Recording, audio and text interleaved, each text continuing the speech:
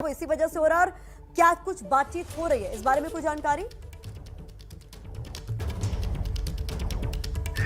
देखिए डिले जो पहले जो इन्होंने कहा वो तो जोहर की नमाज के लिए था और जोहर की नमाज अब खत्म हो चुकी है। अगर कोई लोग गए हुए थे तो वो वापस आएंगे। साथ ही ये कहा गया है कि स्पीकर नेशनल असेंबली जो है वो कुछ लीगल एक्सपर्ट्स जो लॉ मेकर्स में से ही कुछ लीगल एक्सपर्ट्स हैं उनके साथ अपने चेंबर में बैठे हुए कंसल्टेशन कर रहे हैं, कुछ बातचीत कर रहे हैं, कुछ मशवरा कर रहे हैं। और साथ ही जो है ऑपोजिशन बेंचेस भी जो हैं वो भी उठ के अपने चेंबर में गए और उन्होंने भी वहां पे जाके आपस में मीटिंग की है।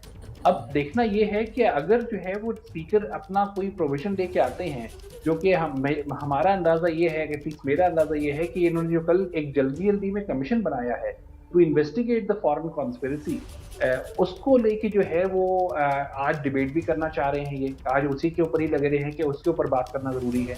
तो हो सकता है कि उसी को रीजन बना के ये इसको एडजर्न करने की कोशिश करें और ऑपोजिशन ये कोशिश कर रही होगी कि अगर ये ऐसा कुछ करते हैं तो वो फौरन, जैसे पहले वो सुप्रीम कोर्ट केस लेके गए थे, वो उसके लिए तैयारी कर सकते हैं कि हम फौरन इसको लेके जाएंगे और कंटेम्प्ट ऑफ कोर्ट का केस फौरन फाइल कर देंगे स्पीकर के खिलाफ। ताजू साहब, आप कुछ कहना चाह रहे हैं? देखिए, सुप्रीम कोर्ट का ऑर्डर बिल्कुल साफ है और वो ऑर्डर, जैसे बैरिस्टर साहब ने बिल्कुल सही फरमाया था, वो ऑर्डर ये है कि आज आप कार्रवाई इसकी पूरी करें और 12 बजे तक वो पूरी होनी चाहिए।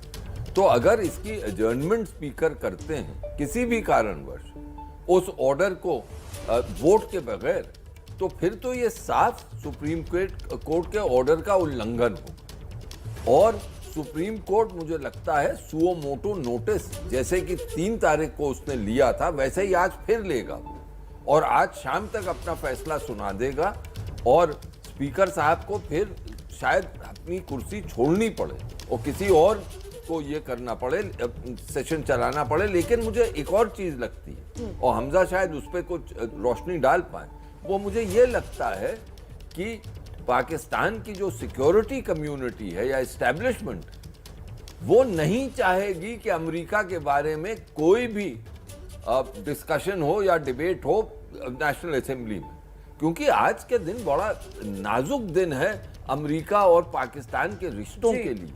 तो पाकिस्तान के, ये खबर है कि पाकिस्तान के विदेश सचिव जो हैं, फॉरेन सेक्रेटरी जो हैं, वो भी मिन्नतें कर रहे हैं हुक्मरानों से, पीटीआई के, कि ये मत करिए आप जी।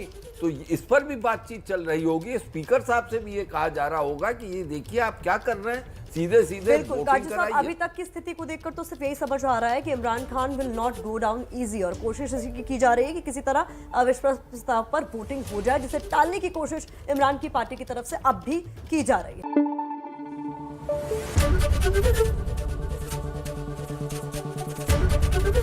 एबीपी न्यूज आपको रखे आगे।